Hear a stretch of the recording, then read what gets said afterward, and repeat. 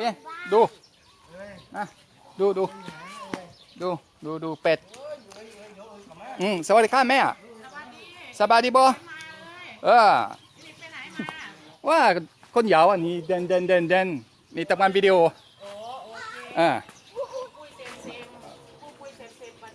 ปลาดุกเหรอAllez, bonjour à tous et à toutes. Viens, sawadikap. Viens, Mani. Regardez, c'est pas ma fille, c'est juste la copine de mon fils. Dis bonjour. Nianki français, ma. Donc, Banponoy, petit village de Banponoy. Quelques maisons en bois. Je vais vous montrer ça. Je vais vous montrer un petit peu comment ils vivent. On commence à préparer à manger, ça sent très très bon. Donc comme je vous ai dit, on y va. Je tourne la vidéo, je vous explique, je vous parle à Banso avec Air Thailand. C'est que du bonheur. Voilà. Hello สบายดีบ่ สบายดีสบายดีไม่มีแต่เงินใช้ คนไทยโอเคสบายดีไม่ร้อนเหรอ ไม่มีแต่เงินใช้ใช่ Donc la vie thaïlandaise c'est comme ça et je vais vous expliquer un petit peu. Regardez comment on va bien. Mais ça va dire. Donc ça va dire ça veut dire ça va bien. Et toi ça va dire. Viens Doudou อะไรกินข้าวอะไรอย่างนี้แม่ใหญ่มาดู Vous l'entendrez du matin au soir ici en Thaïlande. Le matin, bien sûr, Sawadee Krap. Et on dit Sabadi. Ça veut dire ça va bien. Et ça va toujours bien, surtout quand on arrive vers les 17h30, 18h, où vous voyez ça. Wan, hein? Popouy, wan. Alors, Tamgan Alay. Alors, qu'est-ce qu'on travaille ici? Nek Padouk, quoi. Pas de gouaille ou les lecs. Donc, oh, du. Niอะไรนี่ โอ้ ต้มเหรอ ต้มเอือง เอื้อง โอ้เอาไปดู อบเลย นี่ทำงานเหรอOh. Alors là, on est en train de faire cuire les grenouilles. On appelle ça huang. Parce que la grenouille, elle fait huang. Donc on l'appelle huang. Voilà. Et là, on va travailler le poisson avec ton pouille. Donc je vais vous montrer, elle vient une doupette. Allez, elle va me montrer les canards et je vais vous montrer les canards. Donc les fermes de Lisan, c'est ces petits villages-là que vous verrez avec Air Thailand. Vous découvrirez bien entendu comment on vit ici. Que ce soit les poulets, les gentils chiens. Tu restes là-bas. Et on a les canards là-bas. Elle vient d'où? Allez, on y va. Je vais vous amener voir aussi les buffles. Et je vais vous expliquer un petit peu. C'est vrai que y a beaucoup de... Je suis à la hello. Les buffles ici, il y en a 3. Jaidi ou ma Jaidi? Vas-y, la canne un peu. La canne. Et la canne. Donc il faut faire attention parce qu'il y a le bébé là qui est en train de téter la mère. Donc il faut faire attention. Donc les buffles, bien entendu, vous avez de tout. Les bambous là avec les pousses de bambou qui sont excellentes dans les repas. Jaidi, allez. Midi, Dino di. Elle en a peur. Ah, pourtant, c'est les siens. Pékin qu'un bonbon. Donc voilà un peu, regardez un petit peu ce qui vous attend avec Air Thailand. C'est pas que ça, bien entendu. Il y a des maisons en béton et ça, je vais vous en parler aussi. Mais je disais à Chantal, puisque vous avez vu que la première vidéo, c'était en honneur de Chantal, une amie qui est sur la Koh Samui et qui est belge et qui a fait des choses formidables pendant le Covid et je voulais la mettre à l'honneur. Donc voilà, ces maisons-là, le plus mauvais, c'est en ce moment quand il va y avoir ces coups de vent et la pluie. Car ces maisons-là, les tôles qui sont là-haut depuis des années, je vais vous montrer. Viens, Malou, je vais vous montrer ça. Parce que c'est les mêmes tôles. Ces tôles de นี่เป็ดน้อย 5, 6 ans, 10 ans, regardez, c'est cela. Et elle se casse. Et elle se casse. Voilà, donc je ne vais pas plus la casser, bon, c'est pour le poulailler. Mais il y a des maisons qui sont comme ça. Et ces maisons-là, pendant cette période de pluie, de vent, ça peut s'arracher. Et ce que j'appelle moi, l'aide humanitaire pour moi, c'est justement la grand-mère ou la famille qui dort ici. Eh ben, quand ils n'ont plus de toit, on vient les aider.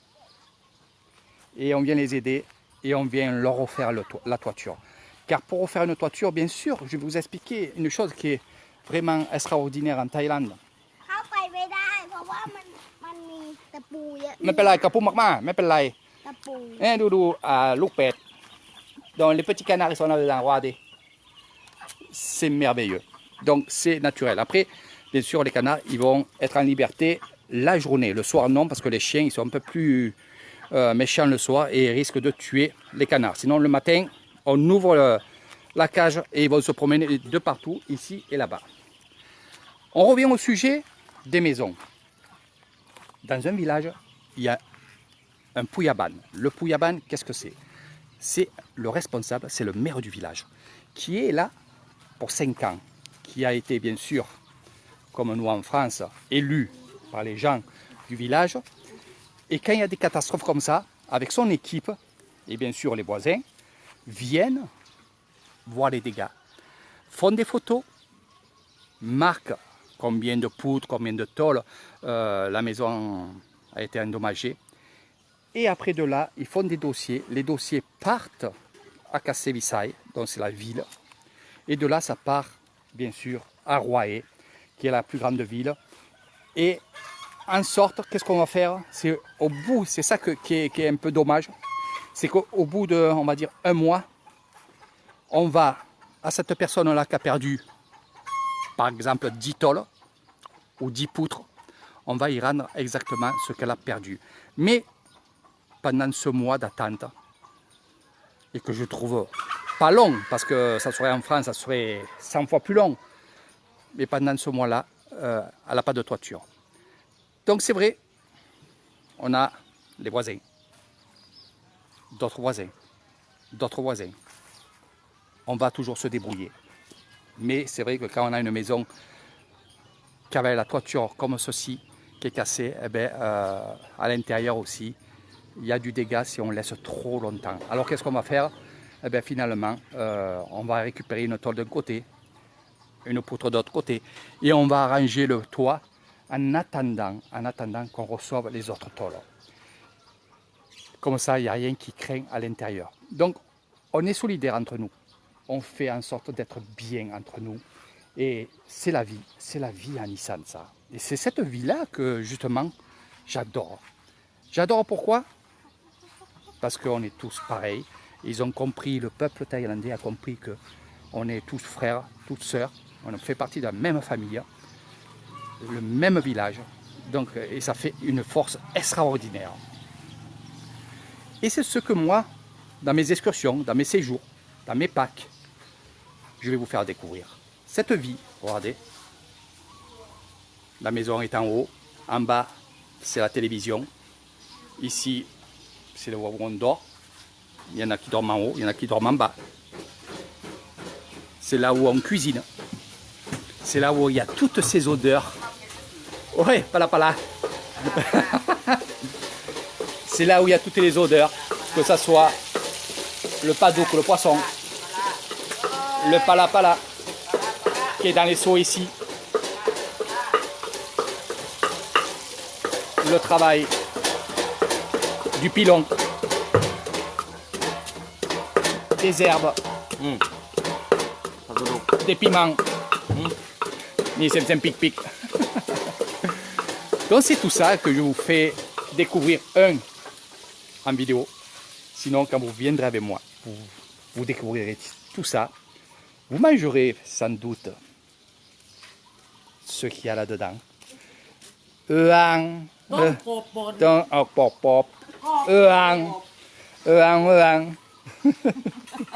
Mais photo, mais Donc il pleut pas, il n'y a pas des... En fait, c'est... Je vais vous faire voir. Je vais mettre de l'autre côté. Donc, les grenouilles que vous voyez ici, là-dedans, en train de cuire, on les a que pendant les pluies. C'est-à-dire dès qu'il pleut, ils sortent et on va les ramasser sur les routes et sur les chemins. Donc, regardez, l'authenticité, c'est ce que j'aime moi. C'est ça. C'est ces choses-là.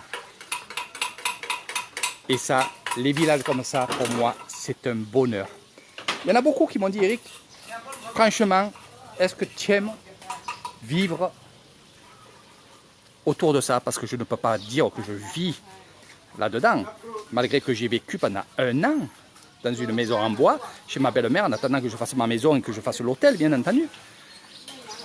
Donc, ça ne me dérange pas. Ça ne m'a surtout pas dérangé. Regardez, c'est tellement agréable. Tout le monde vient. On vient ici. Ici, c'est la grand-mère qui a ce petit magasin-là. Je vais vous montrer. Kinalai. Bien, Mia. Mia.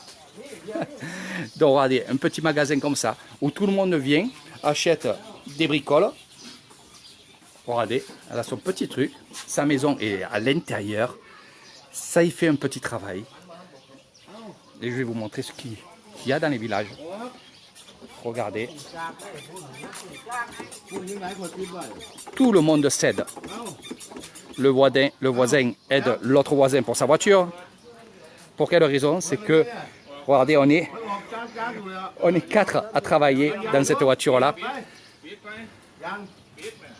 Regardez, oh, ça va les capes.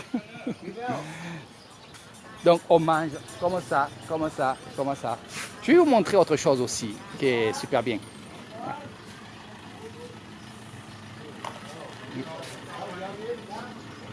Mani, mani.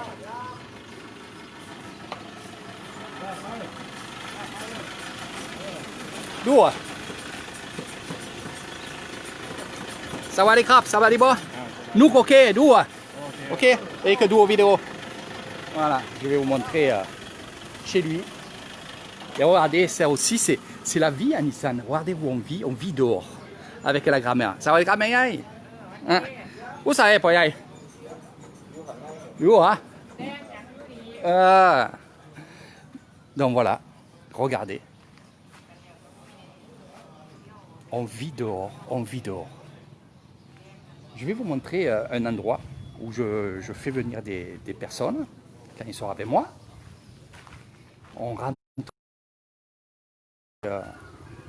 Donc ça coupe chaque fois, je répète. Ici, on va faire cuire le riz.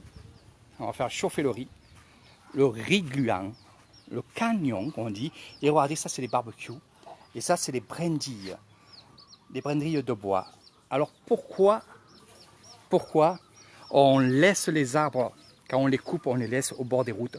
C'est pour que les villageois et les villageoises viennent les chercher. C'est pour ça qu'on ne les débarrasse pas. C'est pour ça qu'on ne les enlève pas. Beaucoup de gens ils me disent, ils coupent les arbres et les laissent au bord de la route. Oui, c'est pour justement que les habitants viennent les chercher parce que eux, ils vont s'en servir pour faire chauffer leur repas. Ceci que vous voyez là-haut, c'est pour le riz. La récolte de riz qu'on garde pour manger et qu'on garde pour semer, on va les mettre là-haut,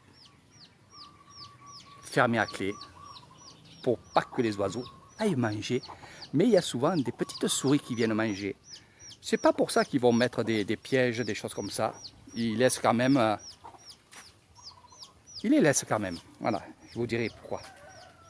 Donc ici, on va aller. Je vais vous amener déjà un peu là-bas. Il fait encore jour, donc on a un peu le temps. Pour vous expliquer aussi des choses que d'autres me disent que c'est pas bien. Donc un petit atelier au fond du jardin, les bananiers bien entendu, avec les poules en liberté. Ils sont de partout. Les poules, on va les mettre de partout. Petit atelier. Ici, on laisse ces fameux bambous car on vend le bambou quand on en a besoin. Et là, quand il va pleuvoir, il va y avoir des pousses de bambou. Et ça, on le mange. C'est vraiment délicieux. Donc, je vais vous parler un petit peu de ces oiseaux. Tout spécialement, ces coqs de combat.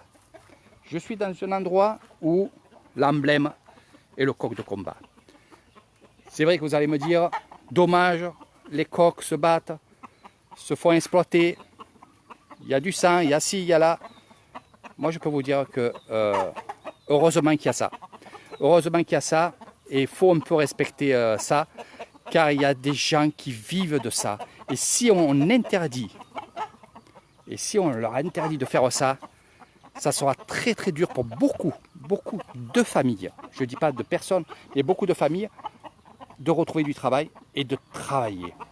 Et il faut savoir aussi une chose, ceux qui élèvent des coqs de combat comme ça, pour eux c'est une passion.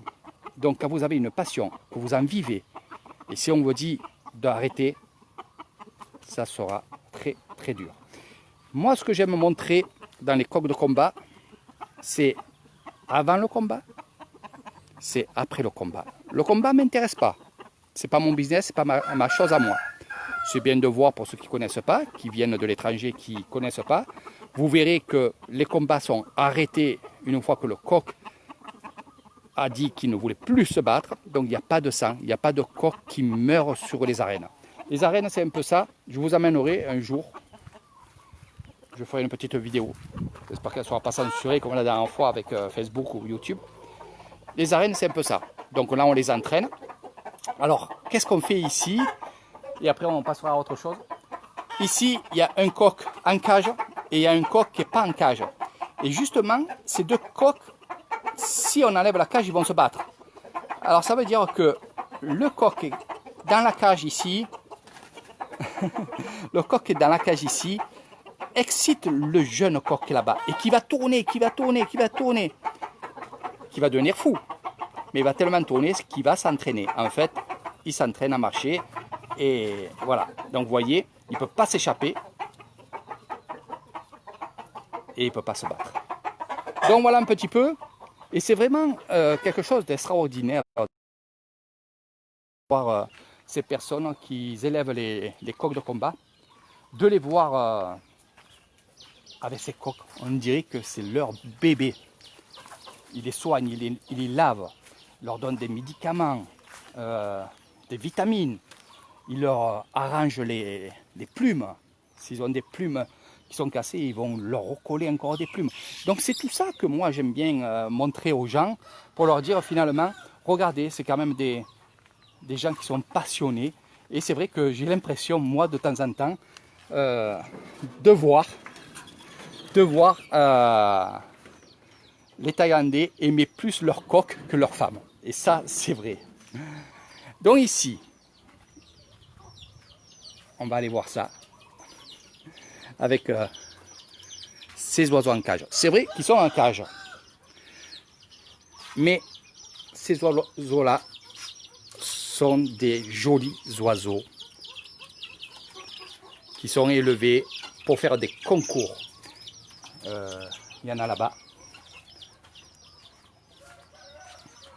De toutes les couleurs. Donc ça, je vous montrerai. Je n'ai pas envie d'y aller dedans parce qu'il fait sombre et on verra rien. C'est dommage. Donc il faut que je vienne quand il fait jour. Et je vais vous en montrer quelques-uns ici. Ça vous donnera un peu une idée de ce que c'est. Là, il y a la femelle et le mâle. Voilà. Voici la femelle qui est là. Et le mâle qui est là-bas. Et ici, nous avons les taureaux. Voilà. Et là-bas, on va y aller. Donc l'arrivée des vaches, je l'ai manqué, Nathalie. J'ai pas vu les filles de Raymond. Je suis venu trop tard, comme j'étais sur un autre endroit aujourd'hui. Voilà, je parle à mon amie Nathalie. Donc les coqs, vous voyez, c'est vraiment en liberté. En liberté, en liberté. Ici, nous avons des petits potagers naturels, que du naturel. des petites cabanes comme ça, avec les hamacs pour se reposer. Alors, c'est vrai que sur pas mal de vidéos, vous voyez Eric Thailand vous montrer, on va se mettre là et je vais tourner un peu la vidéo. Souvent, je vous ai montré, j'essaie de monter là, voilà. Je vous ai montré en passant dans les villages, ces fameux hommes qui sont tout le temps dans les hamacs ou les femmes qui sont dans les hamacs.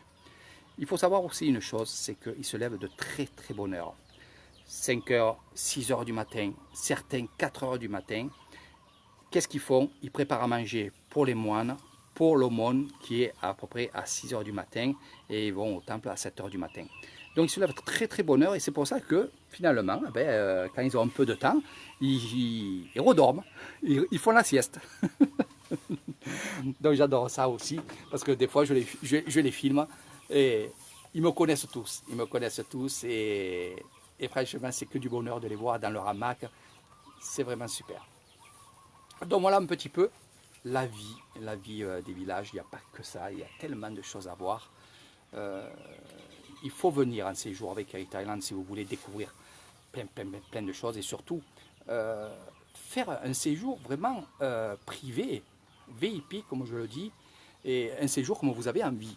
Donc beaucoup de monde vous êtes à me poser plein de questions parce que vous me dites dès qu'il y a les avions, on vient chez toi Eric pour découvrir cette nouvelle destination qui plaît de plus en plus et ça c'est vrai, j'ai beaucoup de demandes. Je suis fier. Je suis fier, pourquoi? Parce que finalement, peut-être grâce à mes vidéos, peut-être grâce à moi, je ne sais pas, mais peut-être grâce à vous, que maintenant vous avez envie de découvrir autre chose que les plages avec beaucoup de monde, des endroits où il y a beaucoup de monde, où vous amenez vos enfants qui, à cause du monde, finalement, à part l'hôtel, la plage, de la Thaïlande, vous n'avez rien vu. Vous avez vu des choses magnifiques. Les plages sont magnifiques. Les endroits à Koh Samui, Phuket ou d'autres, à Koh Koon, n'importe où, c'est vraiment magnifique. Mais c'est vrai que maintenant, il y a beaucoup de monde sur les plages. Il y a beaucoup de choses que vous n'aimez plus, que vous avez envie de voir autre chose. Donc, forcément, vous cherchez sur la Thaïlande et vous trouvez des endroits que je vous montre moi sur mes vidéos. Et vous avez envie de venir découvrir ça avec vos enfants. Car, franchement, les écoles, les villages, les fermes, les animaux, les rizières, le travail dans les rizières, les temples, il y a tout ce qu'il faut pour que justement, vous venez en Thaïlande et que vous découvrez cette chose-là. Vous repartez avec plein de bons souvenirs. 30 ans en arrière, 40 ans derrière, c'est ce que vous serez avec Eric Thailand. Je vous accompagnerai pendant tout votre séjour, tout votre 15 jours, 10 jours, tout dépend de combien de temps vous voulez rester ici. Donc oui, j'ai un hôtel, je peux vous accueillir et je vous ferai découvrir tout ça. Toute cette chose que j'aime faire découvrir parce que vraiment c'est quelque chose pour moi très important. J'espère que je vais le faire pendant longtemps. Et ce que je peux vous dire, ça reste comme ça. Parce qu'il y en a beaucoup qui me disent, Eric, mais tu verras, dans quelques années, ça va changer. J'ai pas vu de changement ici. Ils vivent toujours pareil. Ils veulent vivre toujours pareil. Pour moi, c'est formidable. J'espère que ça va durer pendant des années comme ça. Et avec ces traditions, ces choses que je vois à chaque fois et que je fais découvrir à beaucoup de gens maintenant, aussi bien avec mes vidéos, aussi bien quand ils viennent en séjour chez moi. Donc si vous aimez ça, cette vie simple, si vous aimez être en couple, avoir un guide pour vous, un séjour pour vous, c'est chez moi qu'il faut venir. Ça c'est un peu de pub pour moi. Alors je ne fais pas de pub vraiment pour gagner beaucoup d'argent. Je fais cette pub et pour ceux qui me connaissent savent très bien ma mentalité. Je fais cette pub-là pour que justement je puisse faire découvrir au maximum de gens cette vie extraordinaire qu'est la vie des villages. Village et tradition, un pack extraordinaire. Village et tradition, c'est ce qu'il vous faut. Et je serai là avec ma passion, vous la faire découvrir. Donc je vais finir sur ce live. J'en ferai d'autres, bien entendu. Mon dernier mot, ça sera pour mon ami Chantal. Chantal, je te fais de gros bisous. Continue à faire ce que tu es en train de faire. Je sais que tu le feras encore et encore et encore, ça je le sais, puisque tu es tombé, on va dire, dans la bassine comme moi. Donc, vite, vite, repars en Belgique, malgré il faut y aller, mais reviens vite en Thaïlande pour faire ce que tu aimes et ce que tu es. Gros bisous à tout le monde, partagez la vidéo pour ceux qui ne connaissent pas l'Isan, pour ceux qui ne connaissent pas la vie des villages. Il n'y a pas que ça, je vais vous montrer plein de choses. Les écoles, quand ils reprennent, je serai là pour vous montrer dans les écoles comment ça se passe après le Covid. Mais franchement, ça sera que du bonheur. Je vous embrasse très fort. Je vous ferai d'autres lives. Si vous avez envie aussi d'avoir un sujet, par exemple les temples, ici, là, le bouddhisme, mettez-moi un mot. Dites-moi, Eric, j'aimerais que tu nous fasses un petit live ou une petite vidéo sur tel sujet, tel sujet. Je le ferai bien sûr parce que j'aime ça aussi, filmer, vous faire découvrir tout ça parce que je sais très bien qu'il y en a qui ne pourront jamais venir en Thaïlande. Ils me le disent. J'ai beaucoup d'amis qui me disent que je suis trop vieux, trop vieille. Ma santé m'empêchera de venir en Thaïlande, mais grâce à tes vidéos, ben justement, on est en Thaïlande. Donc merci à tous et merci vraiment de toutes ces petites choses que vous marquez dessous. Quand je dis petite, c'est grand parce que ça me touche vraiment au cœur. Un simple mot, me dire merci, un pouce, un cœur, un partage. Déjà, quand je vois qu'il y en a des gens qui partagent ma vidéo, je me dis, ils ont aimé ma vidéo et ils veulent faire découvrir ma vidéo à d'autres personnes. Donc, le partage, pour moi, c'est aussi très important, aussi bien dans les vidéos que dans ma vie, puisque le premier mot du bouddhiste et la première chose ici qu'on fait en Isan, c'est de partager. Je vous dis à très bientôt, gros bisous. Je vous ferai d'autres lives. Vous verrez les écoles. Puis il y a d'autres choses. Oh, les marchés, il y a plein de choses. Et c'est jamais pareil avec Heritage Island. Les paroles, peut-être, c'est un peu pareil parce que c'est pour les nouveaux qui viennent sur ma page. Il faut penser à eux aussi. Donc s'il y a des nouveaux et que vous voyez qui sont nouveaux dans ma page et qui posent une question, vous que vous êtes depuis X temps sur ma page, répondez à la place d'Heritage Island. C'est fait aussi pour ça, mon Facebook, c'est partager. Donc partagez votre envie, partagez vos idées. Surtout, soyez prudents et aidez les vieilles personnes. Ça, je le dirai toujours parce que vous savez qui je suis et il faut garder les vieilles personnes parce que c'est eux qui ont le savoir, c'est eux qui ont vécu avant nous et c'est grâce à eux si vous évoluez dans la vie. Ne l'oubliez jamais. Vos parents, vos grands-parents sont très importants. Gros bisous et à très bientôt.